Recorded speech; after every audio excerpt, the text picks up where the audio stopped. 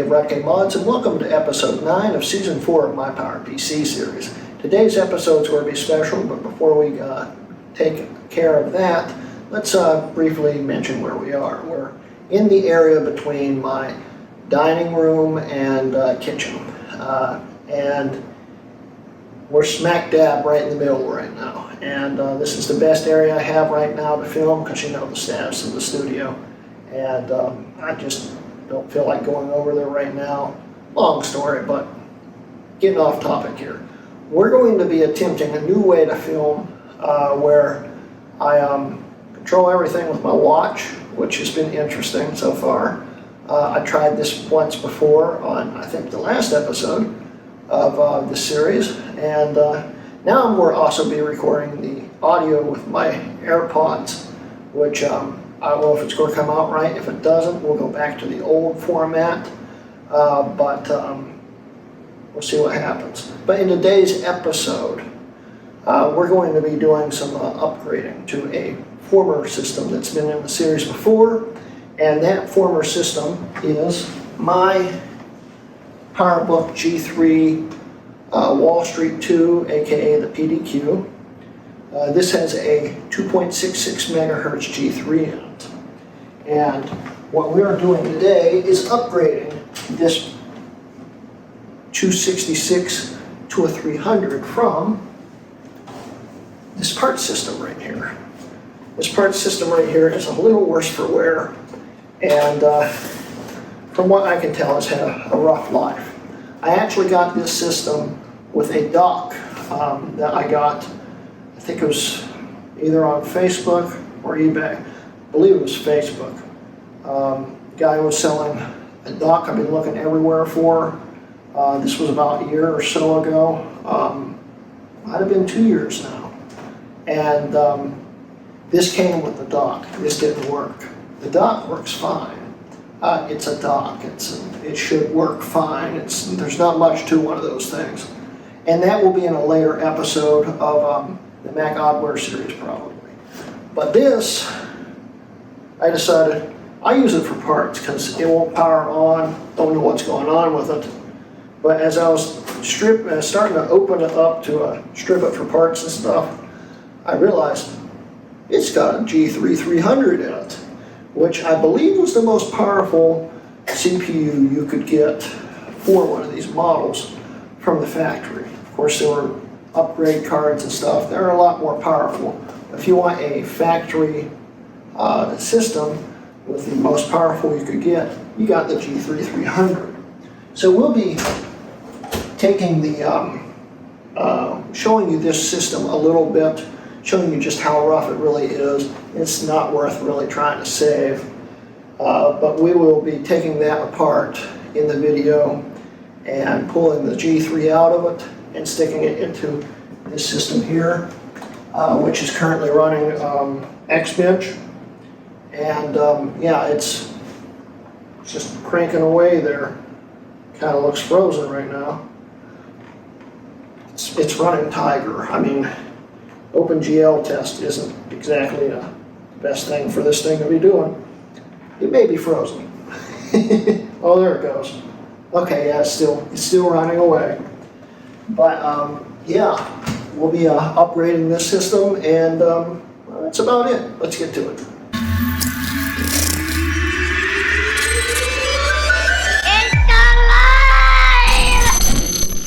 Okay, so welcome to my dining room floor. Here's the parts Wallstreet PDQ. At least I think it's a PDQ. I think that was the only model that had 300 in it. So here it is. Show you exactly just how worn out it really truly is. As we can see here, got paint missing here. All the paint's coming off here. This is a rubberized coating that was notorious for peeling off. A lot of people actually would strip this and have a brushed aluminum look to it, which looked cool, but it screwed up the originality and it was easier to scratch. But that's about what it looks like here. I'm trying to keep it in the light. I got a really weird lighting system right now. But yeah, it's worse for wear for sure. Door slot's broken here. The modem door actually still works, surprisingly. These usually break. It's missing an optical drive, which I think was actually a VST zip drive, which we will actually be doing a video on because I believe it still works. It came with this. It's got the classic old plastic cracking and breaking problem that this generation of Macs had. The door, on the other hand, is actually still pretty good. That's probably salvageable. The charge port is actually in better shape than the one on my Wallstreet, which will probably end up going in it eventually. And this side is nearly flawless. If we open it up here, the inside is actually in a little bit better shape, but as you can see, the screen is a little floppy. Oops, it wasn't supposed to do that. Yeah, it's the hinge is, there's no more spring left in the hinge. But yeah, we will be taking the G3 out of this, and I'll set up the camera for that, and we'll go on from there. Okay, so a nice thing about this Mac, since I was already starting to take it apart, is it's easy to get into. And I actually forgot to grab my pry tool. Where did it go? Here it is. Okay. So, yeah, it's easy to get into. I actually already have a lot of the screws out of it anyway. In fact, a lot of the screws were already missing in it. That's why they're not in it now. But the door, to open the door on this, you grab the, there's two tabs underneath here in the battery and optical drive bays. You slide those back and the board pops up, and then you take it out. Thing is, the latch is broken in this, so the board's already up. So we don't have to do that. So we just lift it, pull it out. Now, a nice thing about this one is at some point it got upgraded. It's got a bigger hard drive than the other one, and I may actually be swapping that out if it actually does work in the future. Probably not in the video though. But anyway, you remove a screw here, and we'll say, yeah, right there, and this pops up like that, and there's the G3-300. Now with this G3-300, we're not going to be putting thermal paste on this little heat sink here, because G3s don't really need it, although I'd like to do it. I don't know where my thermal paste is. So the hard drive, I believe, has some screws in it that you need to remove, but those are also gone. So you just lift it here like that, and yeah, there's a screw there. Just take that out. There's the hard drive. So to get the CPU out, you just take it and pry it out like that. And there is the G3-300. Try to get that into focus here. Right there. We're going to pop this RAM card out of here, because we've got 512 in the other one. We're going to be moving the 512 to this. But that is the G3-300, which is right under this heat sink here. And it is out now, so we can now start taking apart my good one. So here goes nothing. Okay, so listening back to the last clip, I believe I just realized that my AirPods are not actually recording any audio, and we're actually still listening to the regular microphone in this. It was worth a shot. I might be able to get it figured out eventually, but I'd like to finish this video, so oh well.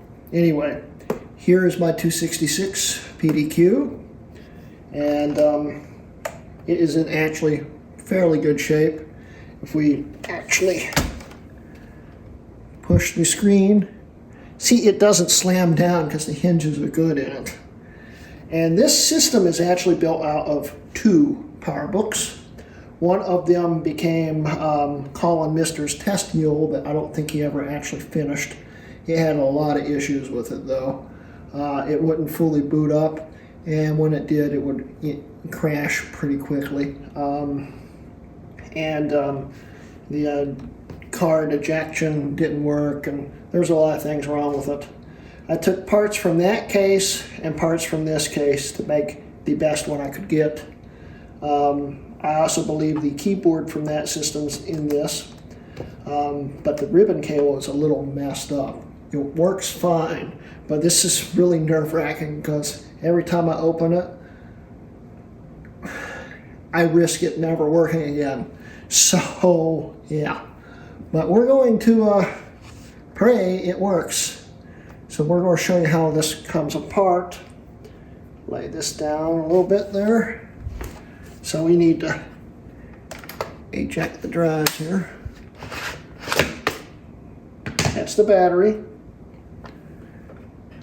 This is the optical drive. I told you that this was the optical drive on the other one. It isn't, although I can't remember. I think this can double as a drive. Or no, these two can double as batteries. This is always a battery bay. But yeah, I'm a little rusty at this. It's been a while since I've worked on vintage Macs. But anyway, take the optical drive out here. I believe this was from a parts system at some point. I don't think this is the original drive. But once you notice, once the drives are out, it becomes very top heavy. The battery is heavy, the drive's heavy. But anyway, so now we reach in here and there's two tabs here and here. Lift those back, that pops up. Grab it here and pop it up.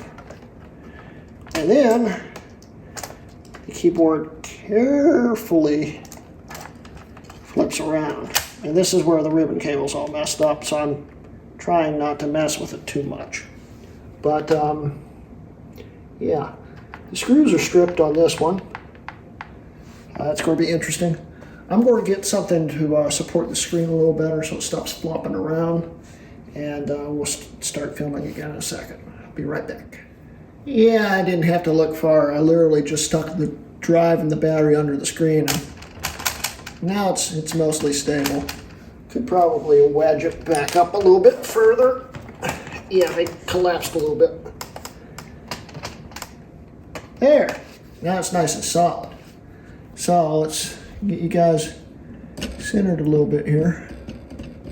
There we go. I need a Phillips head for here and here, and some kind of, I think that's a Torx in there. So let's get the Phillips head first.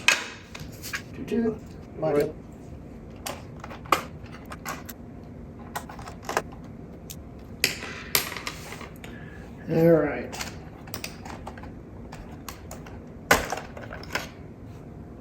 There's the old trusty 266 there. You know, if this card works, I don't know, you might be able to overclock this to 333, and it may work. I may look into that. That could be cool. Then this would run as fast as a low-end Lombard. That would be neat. But anyway, now we can either A, try to remove the hard drive so this clears properly, or B, I can try to pry it out without breaking something, which I will probably result me into breaking something, but I'm lazy. Let's see if we can pry it out. Yeah.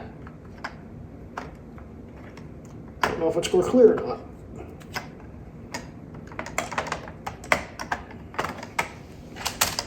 It isn't going to clear. Well, I just pulled the RAM out of it. This is not working out very well. This is what you get for being lazy. Come on. Just got to clear the hard drive. Clear the hard drive. You can do it. There we go. And there's the 266. Pull the 512 out the top and the 512 out the bottom. Then we'll take See here, where does it say? It says, I don't know if that's in focus, it says 266 there. This one says 300. I can't tell if it's in focus or not, but yeah, you get the idea. And the 266 was made in Singapore, and this 300 was made in Taiwan. Interesting. Anyway, let's get the RAM clipped into it.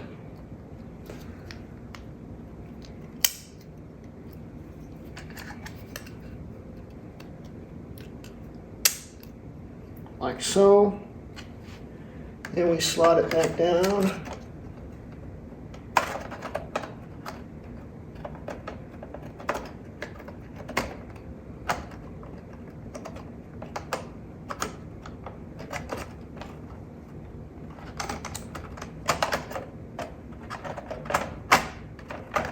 Yeah, I'm going to have to probably take that hard drive out.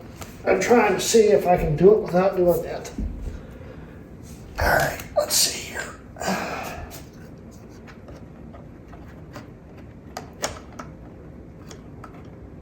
Slot that into there. You get to see the back of my nasty head.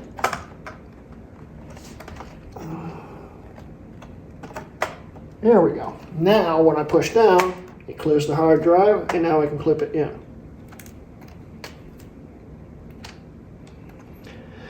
And I think it's seated in there. We will see. But now, I just got to put the shield back in, like so. Put the screws back in. Like so. And now, carefully put this fragile keyboard back in.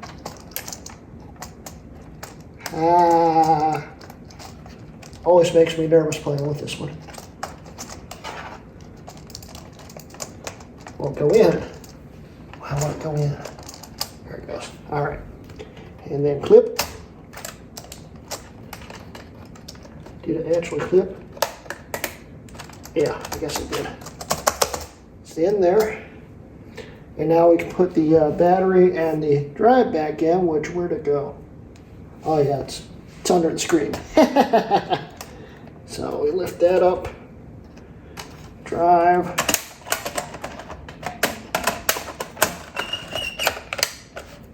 And battery. Which, believe it or not, this battery still sort of works. It usually needs a boosting when you first plug it in to start it up, but once you start it up, it will actually run on battery power. For some reason, it just won't run when you first plug it in. It's like it doesn't detect it's plugged in until you plug it in. It's weird. But the battery does work. And now we're going to go into shaky cam and actually finish up the video by seeing if this thing powers on. If it does, we'll do some benchmarks. We're just going to do X bench because if we did Geek Bench 2, it would take over an hour to run. And I'm not exaggerating. It takes over an hour to run, and half the time it fails. So we're not going to do that.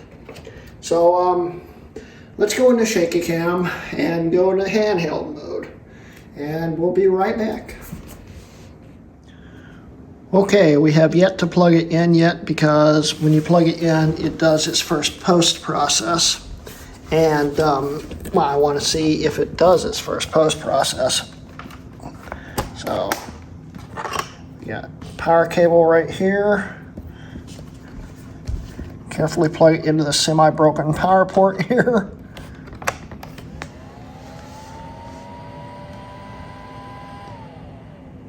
Okay. I think that's a good sign. So now, when we hit the power button, this is not in focus. There we go. When we hit the power button, CPU might be okay. Now we just wait the 5 hours it takes to boot. Even with a extra 33 megahertz, it's still going to be pretty slow. So let's turn this light off here and see what happens.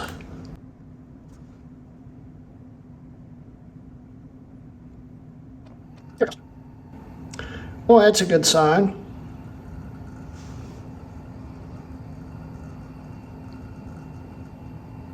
This thing always boots into 9.2 first, and that's because it doesn't officially support Tiger, and you need to use ex post factor or facto or whatever it is to get it to work.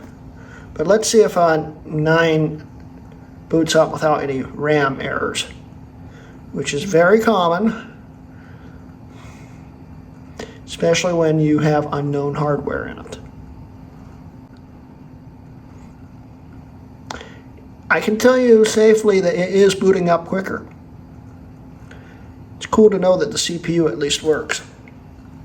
It didn't give any RAM errors. That's another good sign. So let's go to System Profiler. It sees both RAM modules, as we can see here. In the extremely blurriness, this thing doesn't autofocus very well. There we go. It's got the 512, and it says PowerPC G3300. It's awesome. Okay. So, let's restart this into Tiger, ex post facto.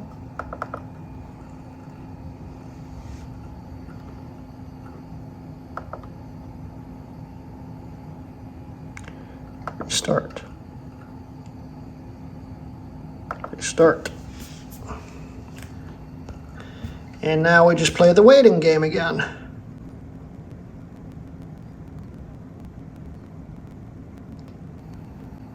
There we go. It's always strange to see the newer Apple logo with the rainbow Apple logo. But then again, it's also neat to know that this was kind of sad when you think about it. This was the last brand new Mac you could buy with a rainbow logo. So, yeah. And now that it's got G3300 in it, it's actually running a CPU that Tiger supports. Just Tiger still doesn't support the system itself, but Tiger needs at least 300 megahertz. And this has 300 megahertz now, and I can already tell it is running faster. Not a whole lot faster, but it's definitely faster. So it's still booting here. But hey, it's still pretty impressive.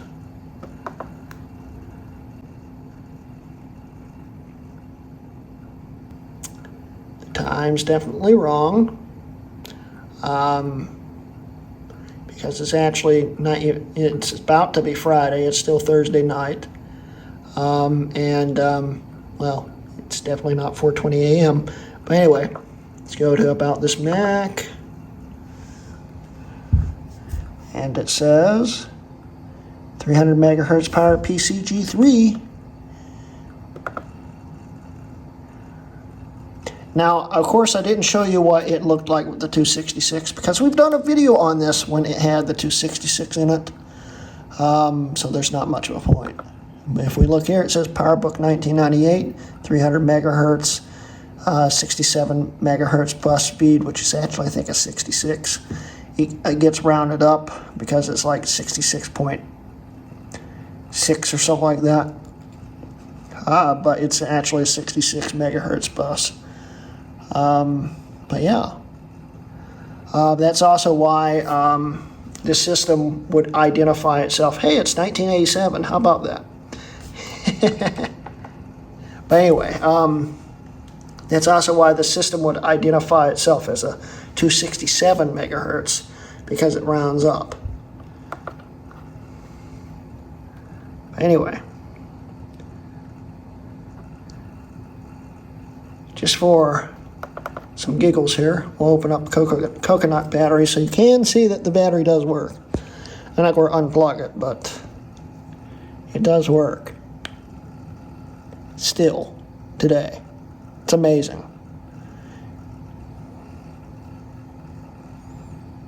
And yes, it's still older than Jesus Christ himself, which that is very wrong.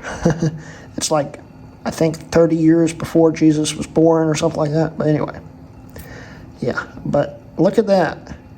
Yeah, that's actually, I think, a bit of a lie. The battery only lasts about maybe 20 or 30 minutes, but it does work. It's impressive for a system from late 97, early 98. So, but anyway, let's open up Xbench.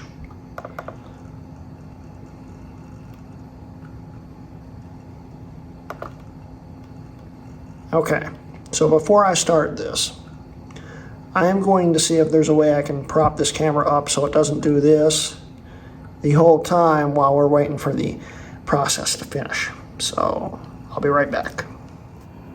Okay guys, I have you sitting on top of a G4 titanium and then on top of the parts Wallstreet here. We're getting ready to just do the test and see what happens. Start.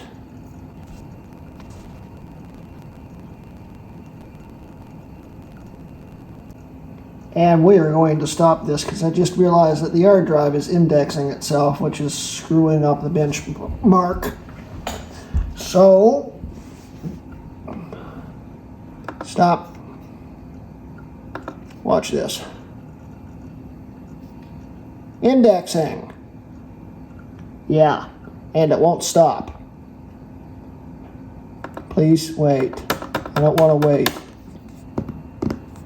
Yeah. Okay, I gotta stop the index. I'll be right back. Okay, now that I have disabled that, let's start this all over again.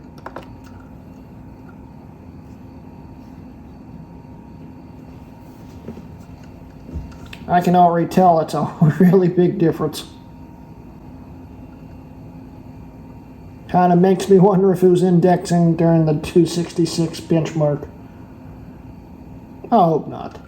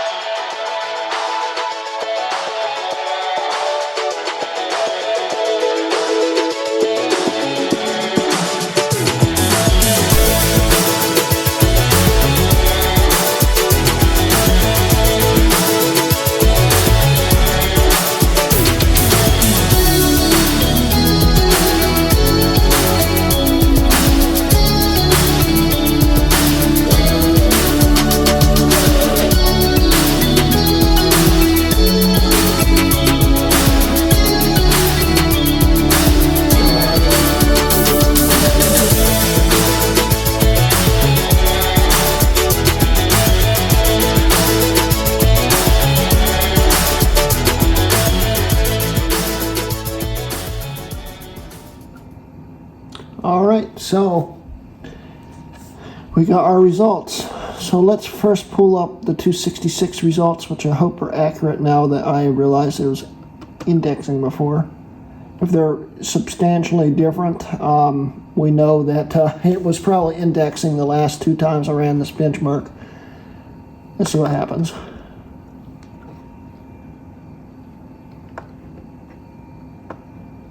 CPU result for that one was a 6.45. Well, that's for the system in general. The CPU test says 6.2. And this 300 got... no, it must not have been indexing. That's about accurate. It's just a small percentage increase. It's still actually, believe it or not, quite noticeable. This thing is faster. You can actually tell it's faster. But as you can tell from the test, there's not much of a difference. But it is actually snappier. You can tell. And It's got much better scores for everything but the floating point from what I'm seeing here. But that's just, if I ran it again, it would probably be higher. So, you know, it's not that big of a difference. And everything else doesn't really matter, but I always run the whole test so we can figure out if if it's running right. And it is.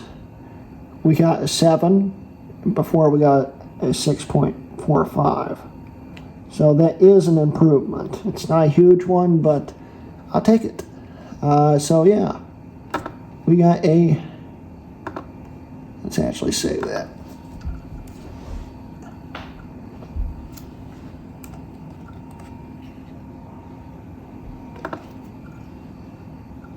All right. So, hit the right button here. There we go. All right. So yeah, we got a PowerPC G3300 from a parts PowerBook in here now. It runs. It works fine. I may go find my thermal paste, because even though this doesn't need it, and a lot of people recommend against it, a little bit of thermal paste underneath that little heat sink won't hurt it. If anything, it will help it. But right now, it's running fine. It's quite cool to the touch. It's a little warm right about here, but, you know, it, as far as I can, if I remember correctly, it has no fan in it, so it's going to run a little warm. But yeah, we got a G3300 in it. I hope you guys enjoyed today's video. I don't think it's going to be, it's a shorter one in the series, but at least it should be. I don't know if it really is. But yeah, I hope you enjoyed today's video. We're coming out with another video very soon with this system. I actually have it set up already, but I'm going to film it in a few days after I finish this video. So guys, look forward to that. I've got a few other videos coming in the pipeline if you want to check those out. But yeah, that's about the end of today's video. We successfully upgraded this, and I had no major hiccups, and everything seems to be working. Knock on wood. There, I knocked on wood. But anyway, thank you guys for watching today.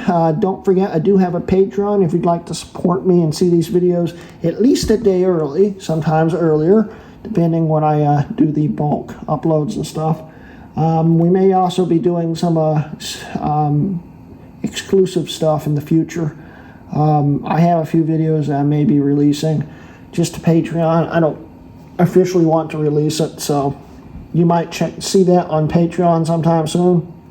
But either way, if you want to help support me, go hop over to my Patreon. The link will be in the description below and also at the end of the video. And yeah, I'm pretty happy with this. I think it turned out well.